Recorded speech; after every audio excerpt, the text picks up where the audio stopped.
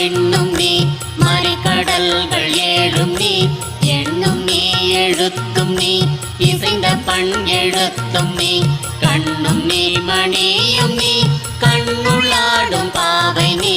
நண்ணும் நேர்மை நின்ற பாதம் நண்ணுமாறு அருளிடாய் அறியும் அல்ல அறனும் அல்ல அப்புறத்தில் அப்புறம் கருமை செம்மை வெண்மையை கடந்து நின்ற காரணம் பெரியதல்ல சிறியதல்ல பற்றுமின்கள் பற்றுமின் துரியமும் கடந்து நின்றது